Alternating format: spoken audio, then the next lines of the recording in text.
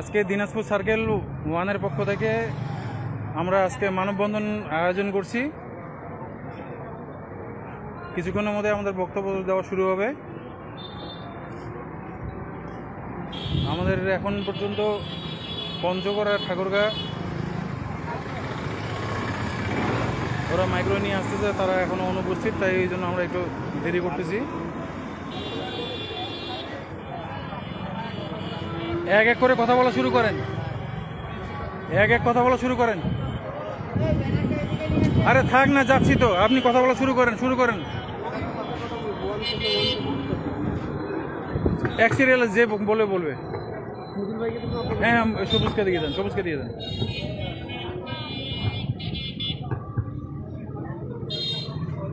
Hello,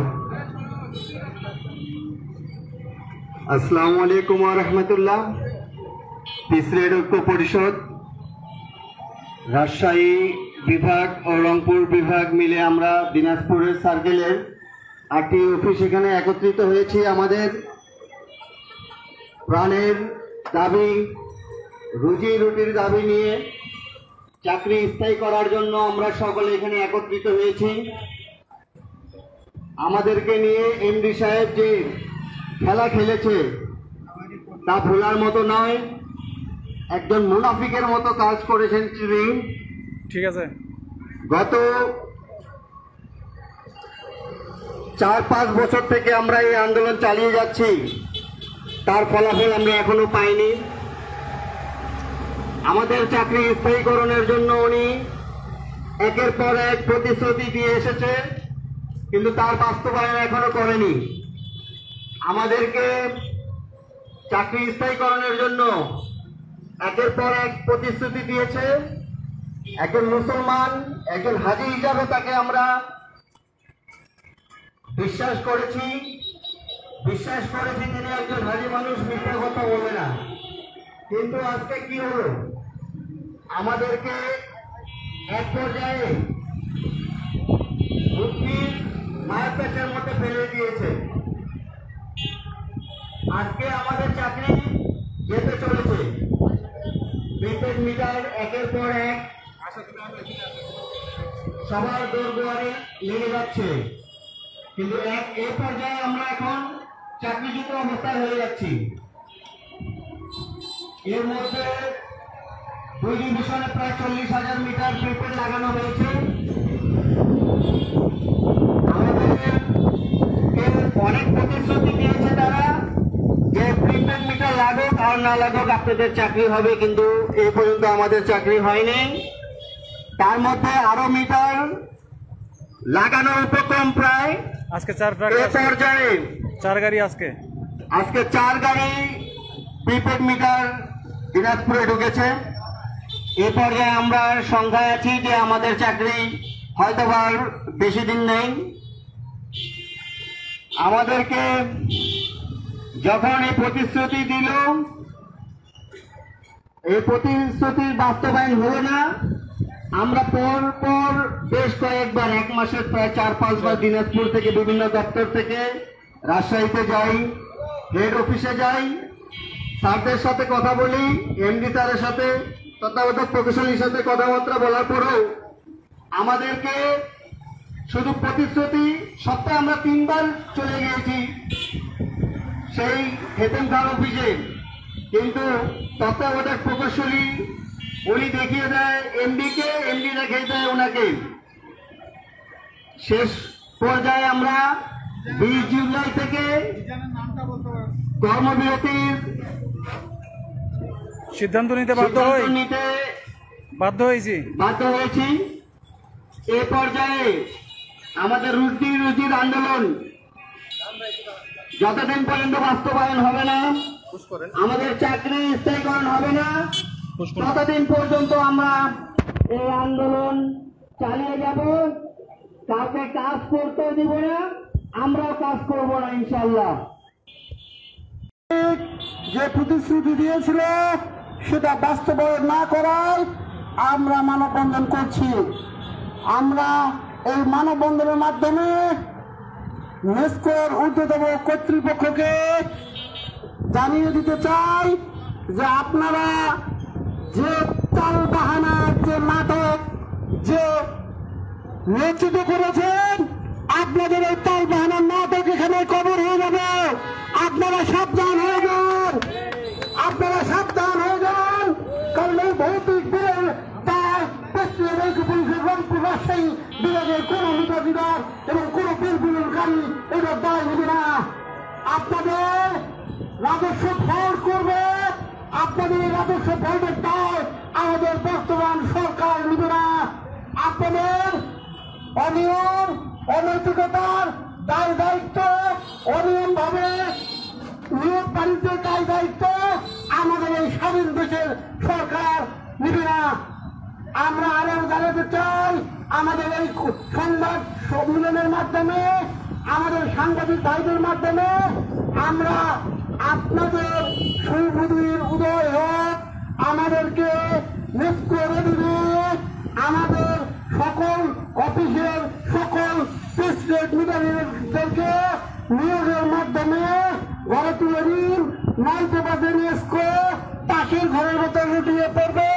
এর জন্য দায় থাকবে আমাদের প্রধান প্রকৌশলী, সাবেক প্রধান প্রকৌশলী স্যার মিটন স্যার, এমডি মহোদয় স্যার, আমাদের চেয়ারম্যান স্যার সহ সকল কর্মচারী কর্মকর্তা।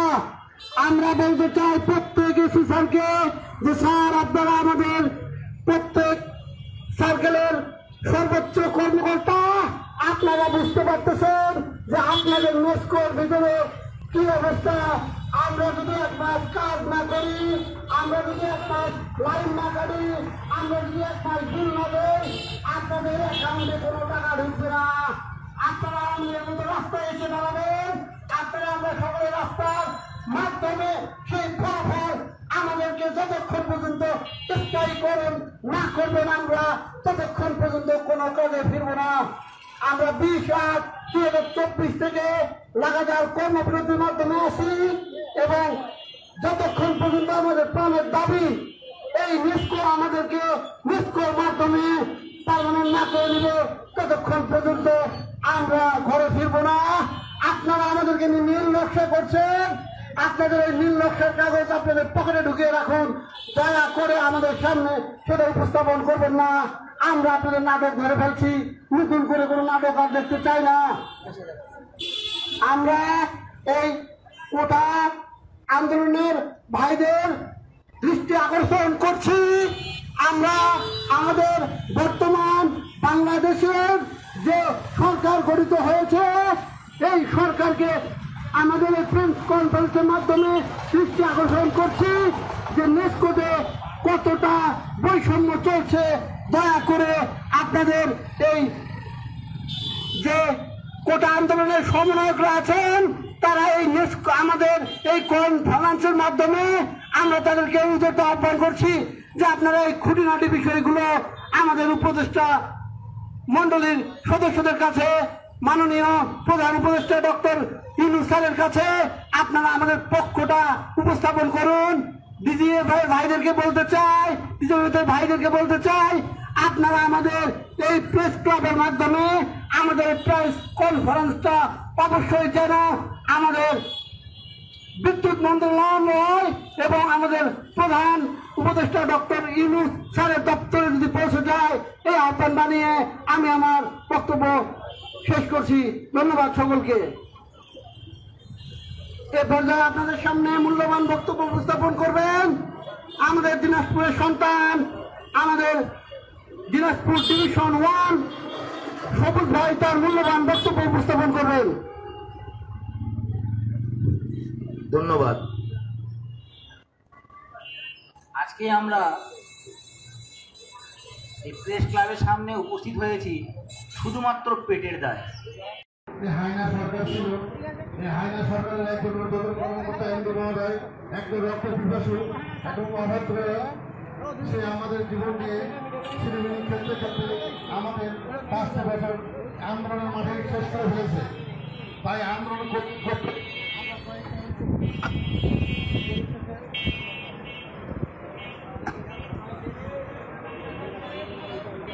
অবশেষে এই মাসে, এই আগস্ট মাসে যখন আমরা একটা নতুন একটা স্বাধীনতার গন্ধ পেলাম, নতুন একটা পতাকা আমাদের মাঝে যখন আমাদের ছাত্র ভাইয়েরা এই বৈষম্য কোটা আন্দোলনের ভাইয়েরা আমাদেরকে উপহার দিল, তাই এই পতাকার নিচে দাঁড়িয়ে এই ভাইদেরকে বলতে চাই, ভাই আপনারা বৈষম্য বিরোধী আন্দোলন করলেন, সাকসেস করলেন, দেশকে স্বাধীন করলেন, কিন্তু আমরা এখনো এই হায়নার দ্বারে পড়ে আছি, এই রক্ত পিপাসুর দ্বারে পড়ে আছি, এই হায়না সরকারের দোষকদের ঘরে এখনো পড়ে আছি, এই হায়নার গোলামি এখনো করতেছি। আমরা এখনো এই হায়না সরকারের এমডি মহোদয়ের গোলামি করে জিন্দির ভয়ে এখন আছি। আপনারা আমাদেরকে মুক্ত করুন। বর্তমানে আইন শৃঙ্খলা বাহিনী নিরপেক্ষ, স্বাধীন এবং বিচার বিভাগ স্বাধীন। তাই বিচার বিভাগকে বলতে চাই, বর্তমান আইন শৃঙ্খলা বাহিনীকে বলতে চাই, বর্তমান ডিজিএফআইকে বলতে চাই, এনএসআইকে বলতে চাই, আমাদের এই যৌক্তিক দাবিগুলো আইনগতভাবে তত্ত্বাবধায়ক উপদেষ্টা মহোদয় ডক্টর ইউনূস স্যারকে এবং তার পার্লামেন্টে যে বাহাদুর সরকাররা যারা আছেন তাদের মাঝে পেশ করুন। আমাদের এই যৌক্তিক দাবি আজকে আমরা বৈষম্য বিরোধী আন্দোলনের মাধ্যমে আজকে আমরা যে অত্যাচারিত হয়ে আছি, আজকে আন্দোলন, আজকে রুটি আন্দোলন করতে গিয়ে আজকে কাজ আমরা বিরোধী দিয়েছি। এই কাজ বিরোধী দেওয়াতে আমাদের অফিসের যে বিল বিতরণ এবং রিডিং এর কাজগুলো সম্পূর্ণ বসে আছে এবং অফিসের যারা উদ্যোক্তা মহল তারা নিজেরাই বিল বিতরণ করতেছে, এই বিল গ্রাহকদের মাঝে পরিবেশন করতেছে। এই বিলের দায়িত্ব আমরা নিব না, এই ভোটের বিল এর দায়িত্ব আমরা কখনো গ্রহণ করবো না। তাই গ্রাহক ভাইদেরকে বলতে চাই, আপনারা আমাদের সঙ্গে একমত হন, আমাদের সঙ্গে প্রতিবাদে মিলিত হন। আমাদের প্রতিবাদ একটাই হোক, আমাদের স্থায়ীকরণের চাকরির জন্য গ্রাহক ভাইদেরকে সঙ্গে নিয়ে এবং আমার দিনাজপুরবাসীকে সঙ্গে নিয়ে আমরা এগোতে চাই। আমরা আন্দোলন সফল করে ঘরে ফিরতে চাই। এই বলে আমি আমার বক্তব্য শেষ করছি। খুদা হাফেজ। সিদ্দিক ভাই এবারে বক্তব্য দেবেন আমাদের শ্রদ্ধেয় বড় ভাই সিদ্দিক ভাই, রংপুর বিভাগীয় সভাপতি। বিসমিল্লাহির রহমানির রহিম। পিস রেড ঐক্য পরিষদ রাজশাহী রংপুর বিভাগ আয়োজিত চাকরি স্থায়ীকরণের দাবিতে আজকের এই মানববন্ধনে দিনাজপুরের আটটি অফিসের দিনাজপুর সার্কেলের 8টি অফিস নিয়ে আয়োজিত মানববন্ধন কর্মসূচি আমরা পালন করতেছি। বৈষম্য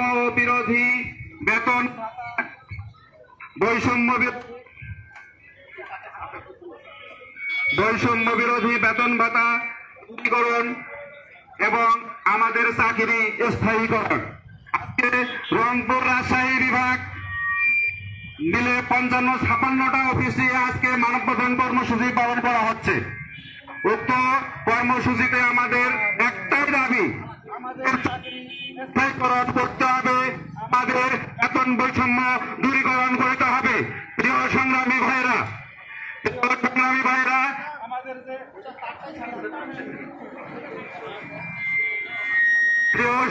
ভাইরা, আমরা যে মানববন্ধন কর্মসূচিতে একত্রিত হয়েছি এটা শুধু আমাদের জন্যই না, দিনাজপুরবাসীকে জানাইতে চাই, আজকে মিটার রিডার কোনো বাড়িতে মিটার দেখে বিল করতেছে না। আপনারা ভৌতিক বিল পাবেন, আপনারা সঠিকভাবে বিল বাড়িতে পাবেন না। আপনাদের বিলের দায়িত্ব এই দিনাজপুর সার্কেলের 8টা অফিসের কোন মিটার রিডার বিল বিতরণকারী ভাইরা দায়িত্ব নেবে না, এর দায়িত্ব সম্পূর্ণ অফিসের। আমি আরো উত্তরগণ্ডে বলতে চাই, আমাদের যদি কোনো ভাইরা ভুল বুঝবেন না, আমরা কোনো রিডিং গ্রহণ করতেছি না, আমরা কোনো বিল বিতরণ করতেছি না। তাই কোনো বিলের দায়িত্ব আমাদের ঘাড়ে নেই। আমাদের একটাই প্রাণের দাবি, চাকরি স্থায়ীকরণ। আমাদের সেই ফ্যাসিস্ট সরকারের এমডি তিনি দীর্ঘদিন আমাদেরকে রাজশাহী থেকে বিভিন্ন রকমের প্রলোভন দেখাইছে। এর আগেও আমরা বিগত দিনে দিনাজপুর প্রেস ক্লাবের সামনে প্রেস কনফারেন্স করেছে আমাদের চাকরি স্থায়ীকরণের দাবিতে, কিন্তু অদ্যাবধি আমাদের শুধু লোভ লালসা দেখায়, আমাদের কর্মবিরতির বিভিন্ন ব্যাঘাত ঘটায়, আমাদের কর্মবিরতি থেকে উত্তোলন করে তারা বিভিন্ন প্রলোভন দেখাচ্ছে। সংগ্রামী ভাইরা, আমি এটুকু বলতে চাই, আজকে যে রাজস্বের কারিগর, আজকের যারা রাজস্বের নেস্কো কর্তৃক রংপুর রাজশাহী বিভাগ আয়োজিত যারা রাজস্বের কারিগর, তারা আজকে মাঠে কেন? তারা তাদের পরিবার পরিজন আজকে সংকীর্ণ অবস্থায় কেন? আমি ঊর্ধ্বতন কর্তৃপক্ষের নিকট জবাব চাই। প্রিয় ভাইয়েরা আমার, আমাদের প্রাণের দাবি, আমাদের পরিবারের দাবি, আমাদের চাকরি স্থায়ীকরণ করতে হবে। আমাদের চাকরি স্থায়ীকরণ না হওয়া পর্যন্ত আমরা ঘরে ফিরবো না, এই কথা বলে আমি আমার সংক্ষিপ্ত বক্তব্য শেষ করছি। আসসালামু আলাইকুম। আপনারা এর আগে আপনারা যদি অনলাইনে সার্চ দেন তাহলে দেখতে পাবেন যে এই এমডি অনেক দুর্নীতি করেছে, আমাদের কথা বলে অনেক লোককে নিয়োগ দিয়েছে এবং শেষে মামলার দায়ে 39 জনের চাকরিও চলে গেছে। এটা আবার তারা রিট করেছে আদালতে, মামলাটি চলমান রয়েছে।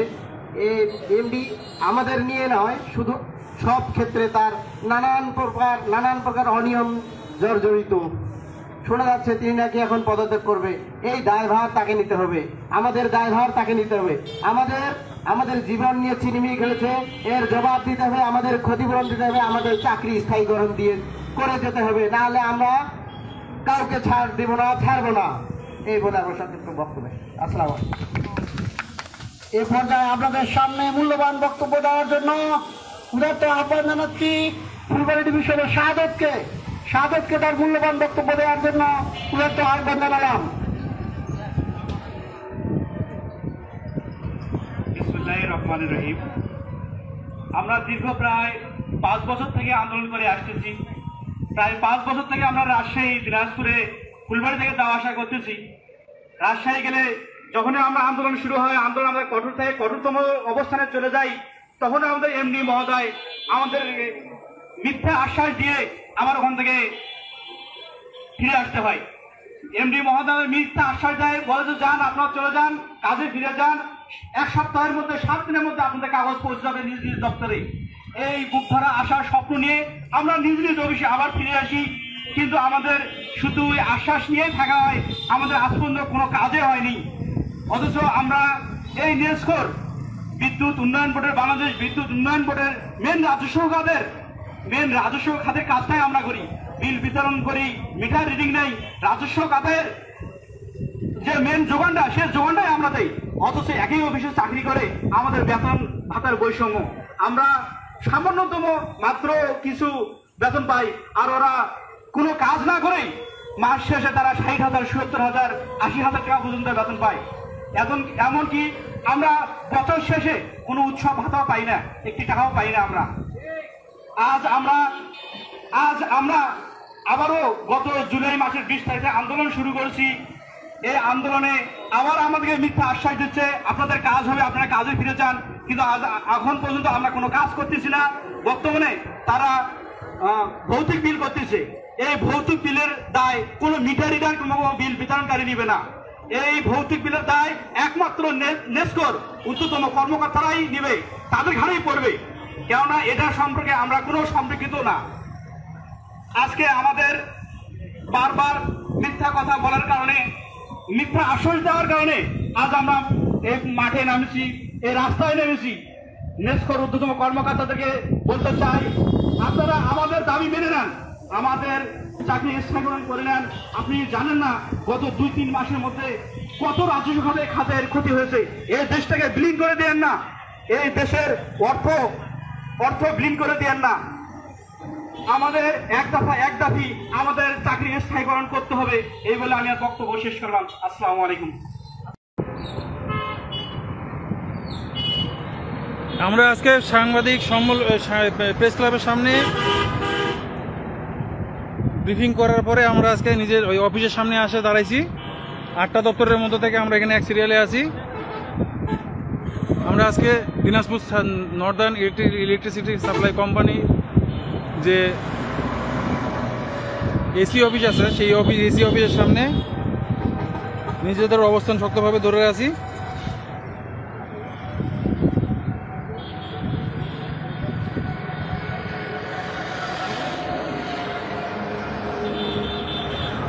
আপনারা ইতিমধ্যে যারা ভিডিও দেখছেন, আমরা এর আগে যেটা প্রেস ক্লাবে যেটা ভিডিও করছি, লাইভ ভিডিও করছি, সেগুলো দেখছেন। কিন্তু এখন ওইখানে যারা সবাই কথা বলতে পারেনি, তাদের মধ্যে থেকে একজনের আমরা কথা বলবো। আপনি কোন দপ্তরের? দিনাজপুর 2। কতদিন ধরে কাজ করতেছেন? মুরব্বী, আপনি কত বছর ধরে কাজ করতেছেন? 15 বছর। 15 বছর ধরে আন্দোলন করতেছেন, মানে কাজ করতেছেন, মানে কাজ করে আপনার চাকরি পার্মানেন্ট হয় নাই। কি কারণে হয় নাই? এইভাবে চলতেছে, আশ্বাস দিচ্ছে, আপনারা ঘুরে আসতেছেন। ভাই, আপনি কোন দপ্তরের? ডিভিশন 1। কতদিন ধরে কাজ করতেছেন? 8 বছর। 8 বছর। 8 বছরের মধ্যে আপনারা আন্দোলন কেন করতেছেন? আমাদের এমডি সাহেব উনি বারবার আমরা আন্দোলন করি, উনি আশ্বাস দেয়, আবার ফিরে আসি, ফির আবার যাই, ফির আবার এইভাবেই চলতেছে 8 বছর। এইভাবে মানে কয়বার করছেন? এবারে প্রায় 6 বার করছি। এইভাবে 6 বার করছেন? তাহলে এমডি তাহলে মিথ্যাবাদী প্রমাণিত? 100% মিথ্যাবাদী প্রমাণিত। আপনি কোন দপ্তরের? ডিভিশন 1 ভাই। আমি কতদিন ধরে কাজ করতেছেন? 6 বছর যাবত কাজ করতেছি, কিন্তু আমাদের ভাই এখনো কোনো গতি লাগে নাই। গতি বলতে কি? গতি বলতে চাকরি আছে, স্থায়ীকরণ হয়নি, এখনো পর্যন্ত স্থায়ীকরণ হয়নি। আচ্ছা, সবাই যে বেতন পায়, আপনি কি সবাই সমান বেতন পান? না কখনোই না। আপনার বেতন কি কম না বেশি? আমার বেতন খুব কম ভাই, সবার থেকে কম। সবার থেকে কম। আচ্ছা, তাহলে এখানে বেতন বৈষম্যটা আছে। এখানে ছাড়দের কোনো সহযোগিতা পান আপনি? না তাতে করে বেতন দিতে চাল বানা শুরু করে। ভাই, আপনি কোন দপ্তরের? ফুলবাড়ি থেকে বলছিলাম। ফুলবাড়ি থেকে। কতদিন থেকে আছেন? প্রায় 10 বছর থেকে আছি। আমাদের চাকরি দেওয়ার কথা, চাকরি দেয় না, এবং বেতন খুবই নিম্নমানের, অল্প দাম, আমরা সংসার চালাতে পারি না। এবং আমাদের মাননীয় এমডি অনেকবার প্রতিশ্রুতি দিচ্ছে, কিন্তু প্রতিশ্রুতি কোনো বাস্তবায়ন করে না। আমাদের বলে অন্য লোক নেয় এবং নিয়ে নিয়োগ বাণিজ্য করে, আমাদের আর নিয়োগ দেয় না। হ্যাঁ, এটা নিউজে আমরা দেখছি যে নিয়োগ বাণিজ্য চলতেছে, এমডি স্যার নিয়োগ বাণিজ্য করতেছে, করার পরে করতেছে। ভাই, আপনি কোন দপ্তরের? চেতকগঞ্জ, ঠাকুরগা। কিছু বলবেন? নেস্কো কোম্পানি এতটাই একটা ফিচার্স কোম্পানি যে দীর্ঘ আমি 21 বছর এই দপ্তরে কর্ম করে আসছি। আচ্ছা। এতটাই যে ফিচার্স যে তারা একটা সুইপারকে যে মূল্যায়নটা করছে, আমরা মূল রাজস্বের সাথে জড়িত থাকা সত্ত্বেও আমাদেরকে তারা মূল্যায়ন করেনি, এমনকি যে বেতন বৈষম্যটা যে করছে, মানে এটা নিজেদের ভাবতে সম্পূর্ণ অমানবিক, সম্পূর্ণটা অমানবিক। যে বেতন বৈষম্যটা আমাদের আছে, একটা সুইপারের যে মূল্যায়ন হয়, আমাদের এখানে সেই মূল্যায়নটা নাই। কারণ আমরা দেখছি যে একটা সুইপার পালসার মোটরসাইকেল নিয়ে ঘুরে বেড়ায়, অথচ আমাদের সাইকেল কেনার টাকা থাকে না। একটা সুইপারকে ন্যূনতম স্যালারি দিচ্ছে প্রায় 40,000 টাকা। আচ্ছা। আর আমাদের একটা অফিসিয়াল মিটার পাঠানো ভাই সর্বোচ্চ বেতন পায় 15,000 টাকা। এর থেকেও এর থেকেও কম আছে। আমরা মূল রাজস্বের সাথে সম্পৃক্ত। আপনারা পিছনে যারা আছেন, তারা কেউ কিছু বলবেন? ভাই, আপনারা কোন দপ্তরের? তেঁতুলিয়া থেকে। তো মুরব্বী, আপনি কত বছর ধরে আছেন? 12 বছর ধরে। তাহলে 12 বছর ধরে এই পর্যন্ত যে কাজগুলো হচ্ছে, মানে আপনি তো আন্দোলনের সঙ্গে জড়িত নাকি? তাহলে আপনি আন্দোলন কেন করতেছেন? আন্দোলন করতেছি স্থায়ীভাবে আমাদের চাকরি। তো এতদিনে স্থায়ী হয়নি? এতদিনও হয়নি। কারণ আমাদের এমডি স্যার বলতেছে শুধু ধৈর্য ধরো, হবে ব্যবস্থা এক কথা প্রতিশ্রুতি দিচ্ছে, কিন্তু প্রতিশ্রুতি বাস্তবায়ন হচ্ছে না।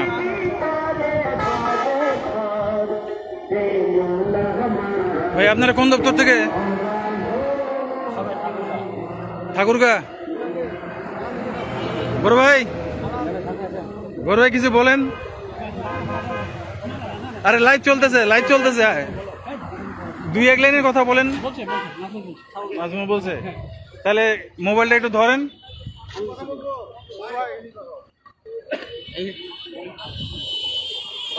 কোন দপ্তর?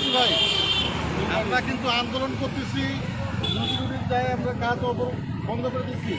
আমরা কোনো মিটার দেখতেছি না এবং বিল বিতরণ করতেছি না। জি। আমরা খবর পাইলাম অফিসে বিল কিভাবে তারা বিল করে নিয়ে এসছে, বিল নিয়ে এসে এখন তারা বিল বিতরণ করার জন্য কিছু দালালদেরকে দিয়ে বিল দেওয়াচ্ছে, এবং এই বিলে আমরা কোনো দায়ী আপনার মাধ্যমে জানাতে যাচ্ছি, এর কোনো দায়ী আমরা নেব না। কারণ এলে ভুতুরে বিল, তারা নিজেরাই অফিসে বসে মারে বিলগুলো ছাড়িয়ে দিচ্ছে। তাই গ্রাহক ভাইদের উদ্দেশ্যে বলতে চাই, আমরা 10 বছর যাবৎ আপনাদের সেবা করে আসছি। আপনাদের রিডিংয়ের সামান্য অনিয়ম হলে আমরা বাসায় গিয়ে আবার কারেকশন করে দিয়েছি, কিন্তু বর্তমানে এই রিডিংয়ের দায় আমরা নেব না, অফিস কর্তৃপক্ষ নিতে হবে। আপনারা আপনাদের গ্রাহক ভাইদেরকে উদ্দেশ্য করে বলতেছি, আপনারাও আমাদের সঙ্গে একমত হবেন এবং আপনারা জোর দাবি জানাবেন, এই প্রতিবাদের সঙ্গে আপনারাও আমাদের সঙ্গে সামিল হবেন ইনশাল্লাহ। এই আশাবাদ ব্যক্ত করে আমি আমার কথা শেষ করতেছি। কেউ একটু মোবাইলটা ধরেন সিদ্দিক ভাই।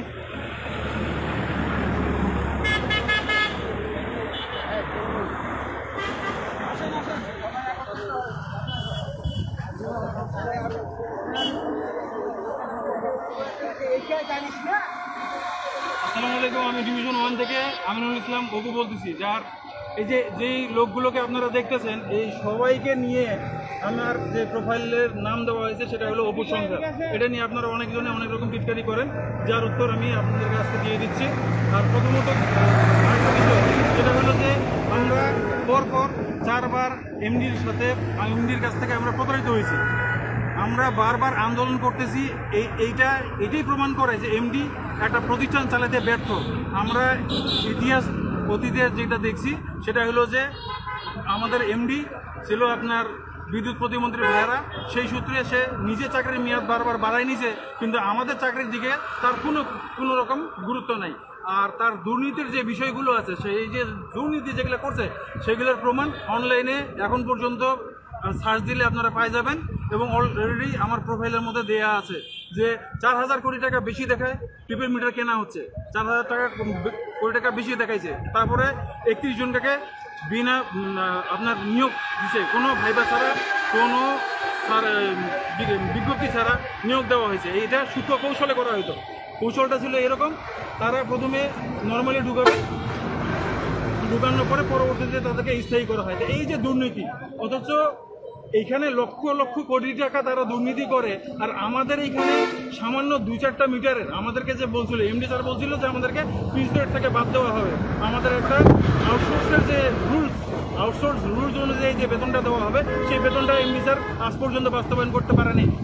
যার কারণে আমাদের এখানে কেউ বেতন পায় 16,000, কেউ পায় 30,000, আর আবার কেউ পায় আবার 5,000, এরকমও কেউ স্টাফ আছে। যার জন্য আবার আজকে স্যার বলছিল আমাদেরকে যে এই মাসের মধ্যে ব্যবস্থা করবে, কিন্তু আজকে আমাদের অফিসের মধ্যে 4 গাড়ি প্রিপেড মিটার চলে আসছে। তো 4 গাড়ি প্রিপেড মিটার চলে আসছে, আমরা প্রিপেড মিটারের বিরুদ্ধে না, আপনি গোটা বাংলাদেশকে আপনি প্রিপেড লাগা দেন, কিন্তু আমাদেরকে যে কথাটা দিচ্ছেন সেই কথাটা আপনি বাস্তবায়ন করেন, আমাদের চাকরি স্থায়ী করেন। আমাদের একটাই দাবি, সেটা হলো চাকরি স্থায়ীকরণ করতে হবে। আমরা যে আজকে এত বছর ধরে আপনাকে 4টা বছর আপনি আমাদেরকে প্রতিশ্রুতি দিচ্ছেন, আমরা মুসলমান হিসাবে আপনাকে বিশ্বাস করছি। আপনি বলছেন আমি হাজি, আমি আল্লাহর কসম খাই বলতেছি তোমাদের সাথে আমরা প্রতারণা করবো না, আমি মুসলমান হিসাবে আপনাদেরকে বিশ্বাস করছি, কিন্তু আপনি সেই বিশ্বাসের অমর্যাদা করছেন, সেই বিশ্বাসের যোগ্যতা আপনি বিশ্বাস রাখার যোগ্যতা আপনার নাই। অতএব আমি বলবো, আপনি যদি প্রতিষ্ঠান চালাতে না পারেন তাহলে আপনি পদত্যাগ করেন, অন্য কাউকে দায়িত্ব দেন। আর আমাদের একটাই দাবি, সেটা হলো চাকরি স্থায়ীকরণ করতে হবে। কারণ আমরা শুধুমাত্র এখানে কোনো মানুষ না, আমাদের প্রত্যেকের পিছনে একটা করে পরিবার আছে, এবং প্রত্যেক পরিবারে ন্যূনতম 3 জন করে সদস্য আছে, সর্বনিম্ন 3 জন। এর বাইরে আপনি দেখেন, একটা মানুষের যদি ক্ষতি হয় তাহলে বাকিগুলো একটা পরিবার ধ্বংস হয়ে যাবে। আপনি কতগুলো পরিবার ধ্বংসের জন্য আপনি আজকে দায়ী হচ্ছেন, কতগুলো পরিবারের ধ্বংসের জন্য আপনি নিজেকে দায়ী করতেছেন, সেটা আপনি চিন্তা করে দেখেন। আর আপনার দুর্নীতির যদি তালিকা চান, তাহলে আমি দিব আপনার দুর্নীতির তালিকা, সেটা আমার কাছে আছে। যদি চান আমি হব রাজসাক্ষী। আপনি এর আগে বলছেন, আপনি বিভিন্ন রকমভাবে বিভিন্ন জায়গায় হয়রানি, আমার যারা সহকর্মী আছে তাদেরকে বলছেন মামলা করছে, তার জন্য আপনি আপনাদের চাকরি দিবেন না। অপুর সঙ্গে যে থাকবে, আপনি তো আমাকে চেনেন না, অপুর সঙ্গে যে থাকবে তার সঙ্গে চাকরি দিবেন না, এই ধরনের কথা আপনার মুখে মানায় না। আপনি এবার আমাদেরকে আন্দোলনে নামতে বাধ্য করছেন। আপনি কি বলছেন যে আপনি টিটকারি করে আমাদেরকে বলছেন যে তোমরা আন্দোলনে নামো, এই জন্য আমরা আজকে আন্দোলনে নামছি। আপনি স্যার হন, আপনার কথা তো ফেলতে পারি না, এই কারণে আজকে আমরা আন্দোলনে নামছি। আর আপনার যে ফায়তারা, সেই ফায়তারা সেটা আমরা ধরে ফেলছি। আপনি যে নিয়োগের বায়োডাটা দিচ্ছেন আমাদেরকে, সেটা সম্পূর্ণ আমাদেরকে সময়ে ক্ষেপণ করার জন্য দেওয়া হয়েছে, এটা আমরা বুঝতে পারছি। আপনি কি মনে করছেন সবাই এখানে মূর্খ? আপনার এখানে শিক্ষিত কেউ কাজ করে না? সবাই আপনি যা বললেন সেটা কি সত্যি? আপনি যে প্রক্রিয়া মানে অফিস চালাবেন, যে প্রক্রিয়া আপনি উপর লেভেল থেকে নিচের লেভেলে হুকুম পালন করবেন, সেটাই কি সত্যি? সেটাই বাস্তবসম্মত? আমরা কেউ কিছু বুঝি না? আমরা সবই বুঝি, আপনাদেরকে সহযোগিতা করছি, এত বছর ধরে সহযোগিতা করে আসছি, কিন্তু সেই আমাদের এই নরম সহযোগিতা, আমাদের নমনীয়তাকে আপনি আপনাদের দুর্বলতা মনে করছেন। সেই দুর্বলতা আজকে ভাঙার সময় আসছে। এখন সময় আসছে যেটা আপনাকে বাস্তবায়ন করতে হবে। এ না হলে আপনি পদত্যাগ করেন। আমাদের যারা সমন্বয়ক তৈরি হয়েছে বর্তমানে তত্ত্বাবধায়ক যে সরকার আছে, সেই সরকারের কাছে দায়িত্ব বুঝিয়ে দিয়ে আপনি এখান থেকে সসম্মানে এখান থেকে চলে যান, সসম্মানে চলে যান। কারণ আপনি আসার পরেই আপনার নামে, আপনাদের 9 জনকার নামে মামলা হয়েছে। তারপরে আরও যেগুলো আছে সেগুলো সিরিয়াল আছে, এবং আমার প্রোফাইলের মধ্যে, এই যে আমার প্রোফাইলের মধ্যে সেই সবগুলো নিউজের লিঙ্ক আছে। আপনারা যেগুলো ভিডিও আমার ডিলিট করে দিয়েছেন, যে লাইভ ভিডিওগুলো আমার ডিলিট করে দিয়েছেন, সেই লাইভ ভিডিওগুলো পর্যন্ত আমি সব ইয়ে করে দেবো এখানে। এই বলে আমি সব কথা শেষ করতেছি।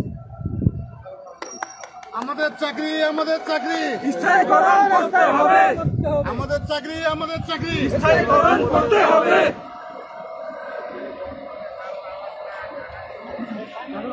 সিদ্ধি ভাই একটা বক্তব্য দিয়ে ভাই এখানেই বলেন, এখানেই বলেন।